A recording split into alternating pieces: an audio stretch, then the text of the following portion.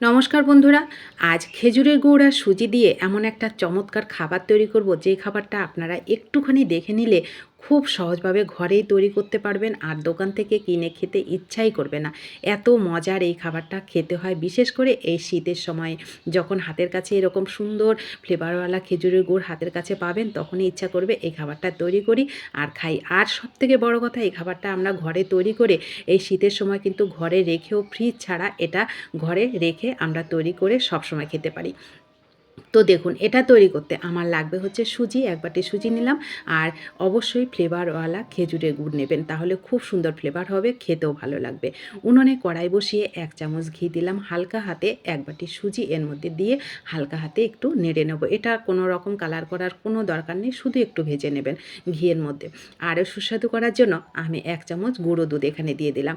গুঁড়ো দুধটাকে দিয়ে আরও 2 মিনিট একটুখানি নেড়ে আমি এখানে দিয়ে দেবো, গ্যাসটাকে একেবারে লো করে রেখে ঘন করে জাল করা লিকুইড দুধ এখানে দিয়ে দিলাম 1 বাটি মতন। 1 বাটি সুজির সঙ্গে 1 বাটি দুধ দেবেন, তাহলে পারফেক্টভাবে কিন্তু ডোটা তৈরি হয়ে যাবে। গ্যাসটাকে কিন্তু অবশ্যই লো করে রাখবেন। তো দেখুন, লো করে রেখে এটাকে নাড়াচাড়া করতে এটা খুব সুন্দর নরম আর সফট একটা ডো তৈরি হয়ে গেল। এবার এটাকে হাত দেওয়া যাবে এরকম গরম অবস্থায়, এটাকে কড়াই থেকে নামিয়ে আমি থালাতে নিয়ে নিলাম। অবশ্যই কিন্তু হালকা গরম অবস্থায় এটাকে মাখাতে হবে। তো দেখুন, আমি আরও একটু ঘিয়ের মধ্যে লাগিয়ে নিলাম আর খুবই সামান্য একটু লবণ দিলাম। যে কোনো মিষ্টি খাবারে একটু লবণ দিলে কিন্তু মিষ্টতা আরও বেশি বেড়ে যায়। তো এটাকে আমি অবশ্যই একটু ভালো করে মেখে নেব। আপনারা অবশ্যই এটাকে ভালো করে মেখে নেবেন। এই ডোটা যেন সুন্দর করে সফট করে মাখা হয়, এরকম নরম করে। এই ডোটা যত ভালো মাখা হবে তত সুন্দর কিন্তু খাবারটা তৈরি হবে। তো দেখুন, আমি 2 মিনিট ভালো করে এটাকে সুন্দর করে নরম করে একেবারে সফট করে মেখে নিয়েছি। এইবার ছোট ছোট করে লেচি কেটে এইভাবে গোল গোল করে শেপ দিয়ে দিচ্ছি। শেপটা সম্পূর্ণটাই আপনাদের পছন্দের, আপনারা যেমন শেপ দেবেন, কিন্তু একটু চেষ্টা করবেন ছোট ছোট করে দিতে। ছোট করে দিলে কি হয়, তাড়াতাড়ি ভিজে যায়। তো তার জন্য আমি এটাকে ছোট করে দিলাম। তো দেখুন, কত সুন্দর সহজভাবে একদম গোল গোল শেপে এগুলো তৈরি হয়ে গেল। ব্যাস, রেডি হয়ে গেল। এইবার আমি একটা শিরা তৈরি করব। শিরা তৈরি করার জন্য আমি প্রথমে উনুনে একটা কড়াই বসিয়ে ওর মধ্যে দিয়ে দেবো 1 বাটি জল। এখানে যেহেতু 200 থেকে 250 গ্রাম খেজুরের গুড় মানে পাটালি গুড় আছে, তার জন্য 1 বাটির থেকে একটু কম জল দিয়েছি।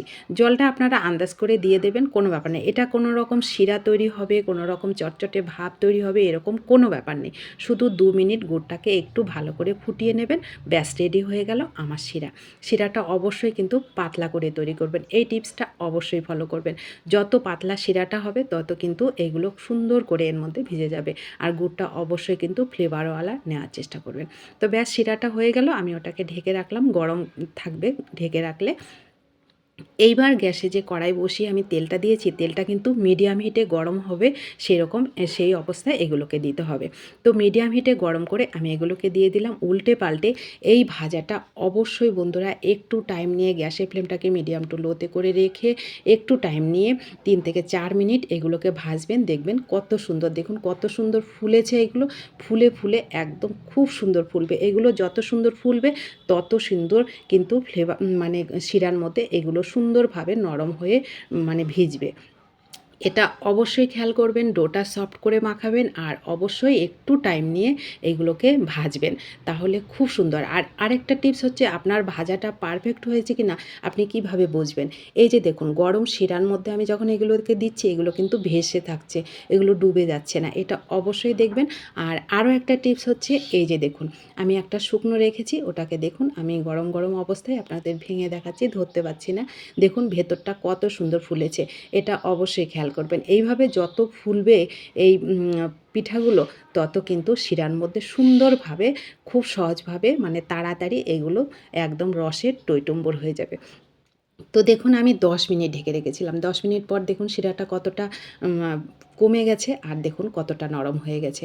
এটা অবশ্যই আপনারা খেয়াল করবেন, ভাজাটা একটু টাইম নিয়ে ভাজবেন, গ্যাসের ফ্লেমটাকে মিডিয়াম টু লোতে করে মাখাটা একটু টাইম নিয়ে মাখবেন সফট করে।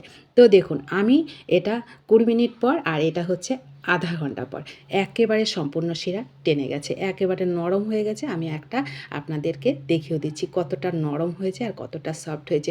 মুখে দিলেই মিলিয়ে যায় বন্ধুরা। একবার অবশ্যই এইভাবে তৈরি করে খাবেন, দেখবেন আর দোকান থেকে কিনে খেতে ইচ্ছাই করবে না।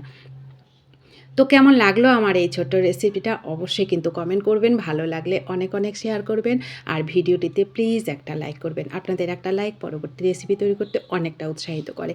আর যারা আমার পাশে সবসময় আছেন তাদেরকে আমি অসংখ্য অসংখ্য ধন্যবাদ ও ভালোবাসা জানাই।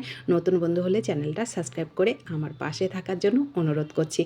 আর রেসিপিটি ভালো লাগলে একটু শেয়ার করে দেবেন, কমেন্ট করে জানাবেন কেমন লেগেছে। তো দেখা হবে নতুন কোনো রেসিপিতে। ততক্ষণ অবশ্যই সকলে ভালো থাকবেন, সুস্থ থাকবেন। এই খাবারটি অবশ্যই তৈরি করে খাবেন এবং কমেন্ট করবেন।